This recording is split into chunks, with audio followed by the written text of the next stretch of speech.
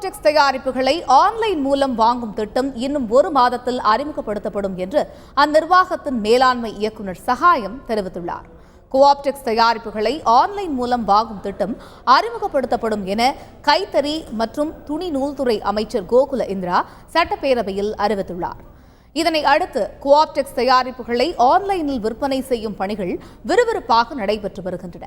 இந்த பணிகள் இன்னும் 15 நாட்களுக்குள் நிறைவடையும் என்றும் பணிகள் முடிந்ததும் 1 மாத காலத்தில் ஆன்லைனில் விற்பனை தொடங்கும் என்றும் அந்நிர்வாகத்தின் மேலாண்மை இயக்குநர் சகாயம் கூறியுள்ளார். அவ்வாறு ஆன்லைனில் விற்பனை செய்யும் பட்சத்தில் வருவாய் அதிகரிக்கும் என்றும் அவர் நம்பிக்கை தெரிவித்துள்ளார். ஆன்லைன் வர்த்தகத்தை மிக விரைவிலே 1 மாத காலத்திற்குள் அது அறிமுகப்படுத்த இருக்கிறது. இன்றைக்கு தனியார் துணி வணிக நிறுவனங்களுடைய பெரும் போட்டியை சமாளிப்பதற்கு பல்வேறு உத்திகளை கோஆப்டெக்ஸ் கையாண்டு வருகிறது. அதனுடைய ஒரு அம்சமாக மிக விரைவாக ஆன்லைன் அந்த வணிகத்தை அது தொடங்க இருக்கிறது. கணினியை பயன்படுத்தி இந்த இணையத்தின் மூலமாக ஆன்லைனில் இவர்கள் தங்களுக்கு தேவையான சேலைகளை இவர்கள் எங்களுக்கு குறிப்பிட்டு இந்த சேலை வேண்டும் என்ற தகவல் தெரிவிக்கலாம்.